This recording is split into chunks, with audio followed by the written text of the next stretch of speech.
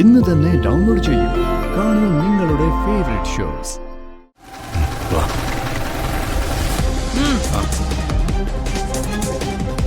അകത്തേക്ക് പോകുന്നത് എന്റെ മോൻ അർജുൻ മാത്രം.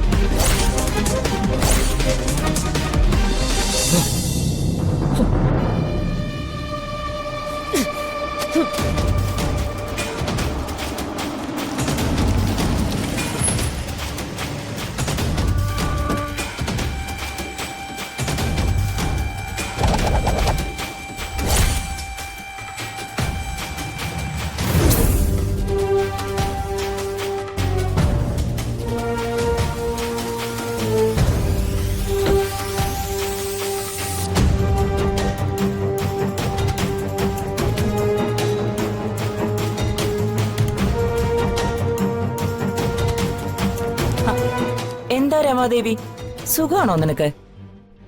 നീ എന്തിനാ ഇവിടേക്ക് വന്നത്? പറയാം, കൂൾ ഡൗൺ.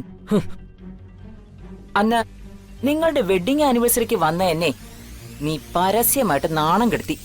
അതെന്തിനാണെന്ന് നിനക്കും അറിയാലോ. അറിയാം, മനഃപൂർവ്വം അത് ചെയ്തത്. പക്ഷേ നീ രക്ഷപ്പെട്ടു. സാരമില്ല, കണക്കുകൾ തീർക്കാൻ ഒരുപാട് സമയം മുന്നിലിങ്ങനെ കിടക്കുമല്ലേ. പക്ഷേ ഇപ്പൊ ഞാൻ വന്നത് അതിനൊന്നുമല്ല കേട്ടോ. ശത്രുവാണെങ്കിലും എല്ലാവർക്കും ഉപകാരിയാ ഈ ദർശന.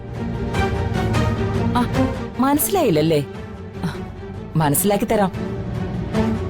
നിനക്ക് വലിയൊരു സർപ്രൈസും കൊണ്ടാ ഞാൻ വന്നിരിക്കുന്നത്.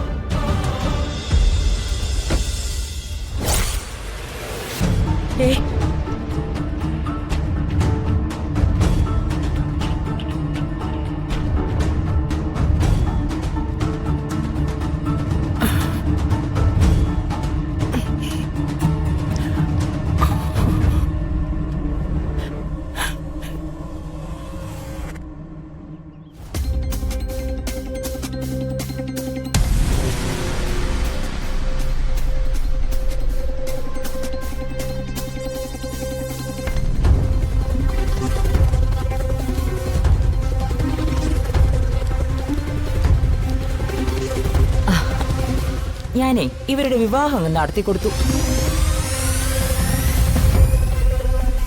അതിരാവിലെ ആയതുകൊണ്ടേ നിങ്ങളെ ആരെയും വിളിക്കാൻ സമയം കിട്ടിയില്ല. എന്താടാ ഇത്? കഥ പറച്ചിലൊക്കെ പിന്നീട്. ഇപ്പൊ നീ വീടിനകത്തേക്ക് പോ.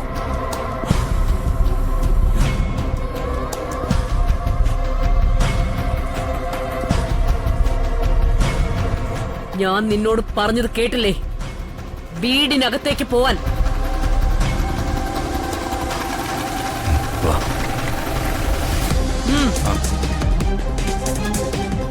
അകത്തേക്ക് പോകുന്നത് എന്റെ മോൻ അർജുൻ മാത്രം.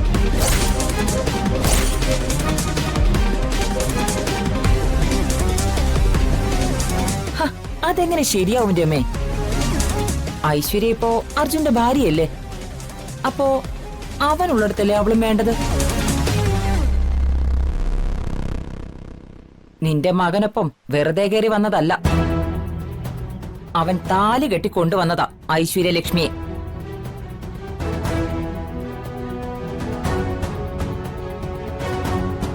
ആ താലി വലിച്ചു പൊട്ടിച്ച് ദൂരെ എറിയാൻ എനിക്കറിയാം. നിങ്ങളോട് ആര് പറഞ്ഞു ഞങ്ങളെ ചെറുക്കനെ കെട്ടിക്കയറി കൊണ്ടുവരാനൊക്കെ? അവരെന്താ ഇവളെ പോലെ അനാഥയാണോ?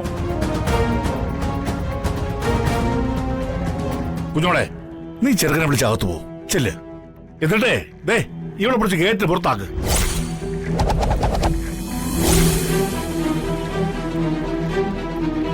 ഈ പെണ്ണുപിള്ളയുടെ പേരിൽ കേസ് കൊടുക്കണം, അതാ വേണ്ടത്. എട്ടും പൊട്ടും തിരിയാത്ത ചെറുക്കനെ പിടിച്ച് കെട്ടിച്ചിരിക്കുന്നു.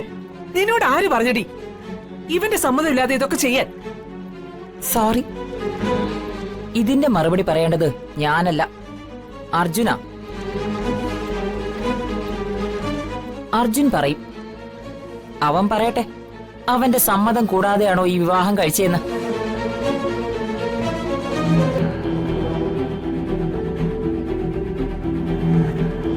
എന്താടാ ഉണ്ടായത്?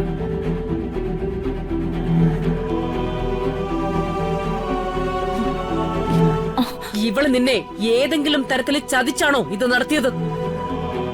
ആണെങ്കി പറ. നിന്നോടൊപ്പം ഈ അമ്മയുണ്ട്.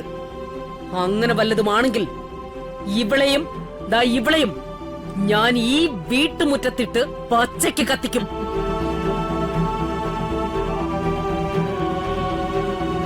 എന്താ ഉണ്ടായതെന്ന് നീ പറ. ആരെയും കൊല്ലാനൊന്നും നിൽക്കണ്ട. എന്റെ സമ്മതപ്രകാരം തന്നെയാ ഞാൻ ഐശ്വര്യ വിവാഹം കഴിച്ചത്.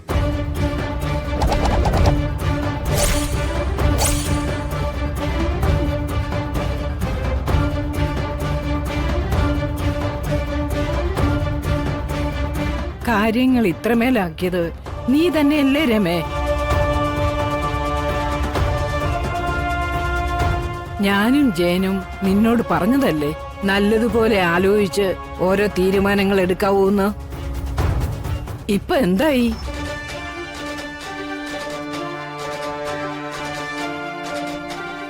ഇനിയിപ്പം ഈശ്വര നിശ്ചയമാണെന്ന് കരുതി സമാധാനിക്കുക, അത്ര തന്നെ. അങ്ങനെ സമാധാനിക്കാൻ എനിക്ക് പറ്റില്ലെങ്കിലോ?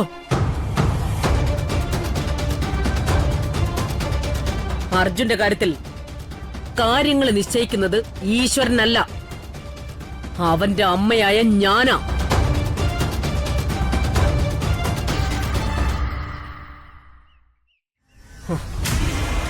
നിനക്ക് പറ്റിയ ഒരബദ്ധം. ഇതിനെ നീ അങ്ങനെ കണ്ടാ മതി. എന്നിട്ട് നീ ഇവളെ പറഞ്ഞുവിട്. വിവാഹശേഷം എത്ര ദിവസം കഴിഞ്ഞാണോ ഡിവോഴ്സ് കിട്ടുന്നത്, ആ ദിവസം നിനക്ക് ഈ അമ്മ ഡിവോഴ്സ് വാങ്ങിത്തരാം.